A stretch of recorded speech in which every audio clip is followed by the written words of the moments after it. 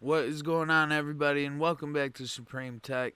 Today I got another Adobe Photoshop tutorial for you, and in this one we're going to show you how to make a rainbow, and this is it right here. You can see it's looking pretty cool, and we can adjust this a million different ways, so make sure to stick around to the end of the video so you know exactly how to do this. And another thing, you can use this in all types of different ways. You don't have to just use it as a rainbow itself. You can do a ton of different things with it. So let me know in the comments below what you guys end up doing with this. I'm interested to hear what you guys do. And if you guys are new to the channel and you like Photoshop, Premiere Pro, DaVinci Resolve, all these different programs, and anything tech related, consider subscribing and turning on them post notifications, and smash that like button if this helps you out. Okay, so to get this effect, guys, we're going to start on a new document with the same wolf picture. So I'm going to click this, or fox, not a wolf, a fox. And we got our base layer here. Now to do this, we're going to need a gradient called Russell's Rainbow, or you can use any other rainbow gradient, any other gradient really. It don't have to be rainbow colors, it can be any colors you want. But if you don't have the Russell's Rainbow Gradient, which is going to be this one right here, then you just got to load your legacy gradient. So to do that, all you got to do is click right here on the hamburger menu. Make sure you're selected in the gradient panel. If you don't have this panel on the side, all you got to do is click Window, go down to Gradients and click it. It could pop up over here or down here or right here. So now that we got that, you're going to want to click on Legacy Gradients, and you're just going to look for the Russell Rainbow one. I have it saved up here, so we're going to click on it. Okay, then we're going to hide that. Right, now that we have the rainbow in the picture, we're going to double click on this, and it's going to open our gradient fill dialog box. We just clicked on the thumbnail right here. And what you're going to want to do is you're going to turn this to radial, and you can move the scale around however you want. Just make it as big or small as you want to do it. And those are the only two adjustments you need to make in this dialog box. So again, change your style to radial, change your scale however big you're going to want it. Now, you got to remember, we're going to be cutting out the bottom of this, so just think about the top half where you're going to want it. Then you click OK. One thing you're going to want to make sure of when you're scaling this is if you go outside like this, it's going to cut off the top of the rainbow. So a good thing that I like to do, if that's the case, you can just make this image smaller. Let's go ahead and Control J. Forgot to do that. Always copy this layer, so you got one layer underneath it. What you're going to do is take this copy layer, and you're going to hold Control T to transform, and you just make it a little bit smaller.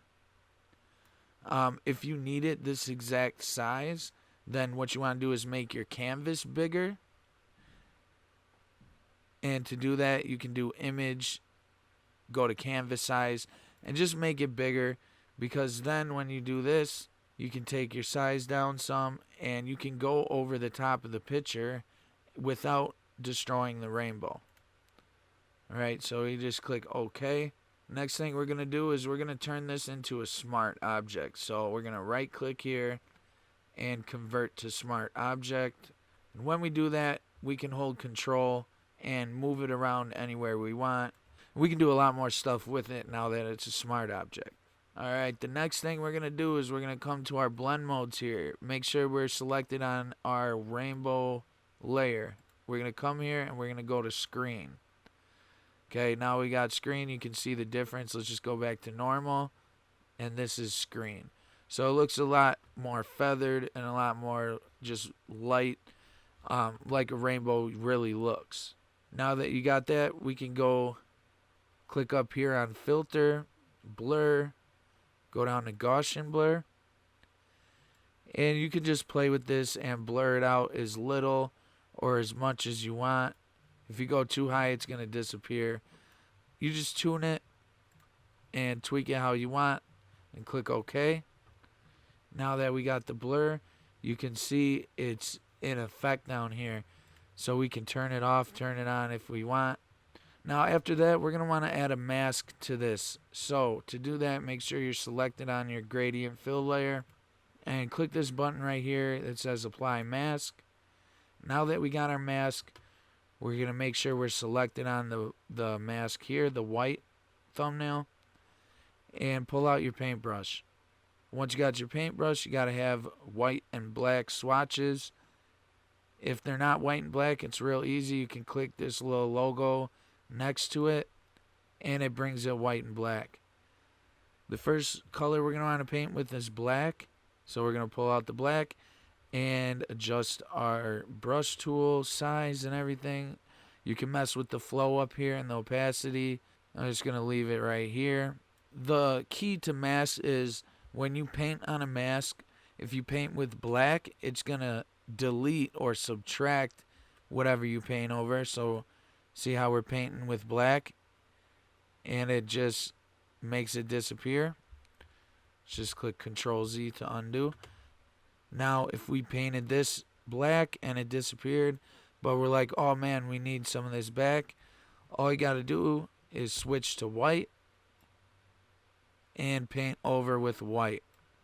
And you can see on your little thumbnail preview over here, you can see what's going on. Once you get rid of this, it's going to show more black because you painted with black. To see the actual preview of this, you hold Alt and click on it, and you can see what you're doing. You can switch back to white, paint wherever you want, but it's only going to show the mask. Let's click Alt and click on it again, and it's going to take it away. So what you're doing with this is you're just going to make this cut in half. So you're going to get it something like that, okay? Now I'm going to want to hold Control and move it down some. Now what I want to do is make it come behind the fox here. So again, we're going to use our paintbrush, paint away some of that.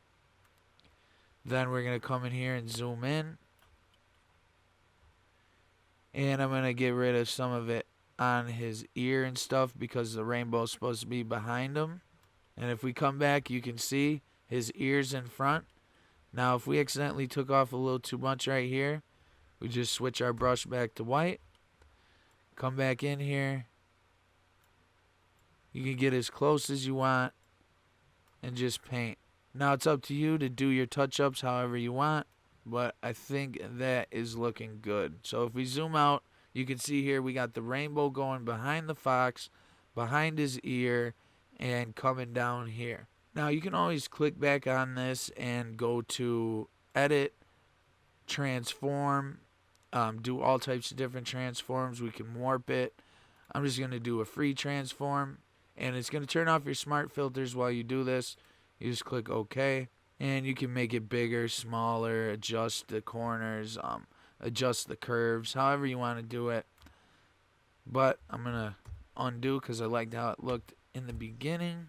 Now the last thing you can do to this, guys, is you can come down here to FX, click on it, and you can change some of the blending options.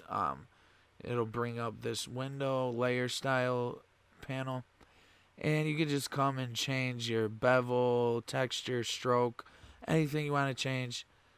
But what I'm going to do is come here to the blend if sliders, and you can just tune it up however you want to do it. You can break the slider by holding Alt and clicking on it. Then it breaks it open, and you can get just a little bit more direct with your selections. Then you can click OK, and you're done. I hope you guys enjoyed this tutorial on how to make rainbows out of any color you want with gradients.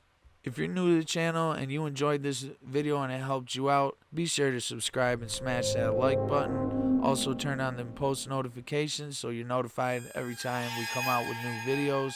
Take a look at the links in the description. You might like something down there. I got some Amazon affiliate links for you. And make sure to check out the Photoshop tutorial playlist that I got. And I guarantee you're going to find some value in it. Thanks for watching, everyone. I'll catch you in the next one.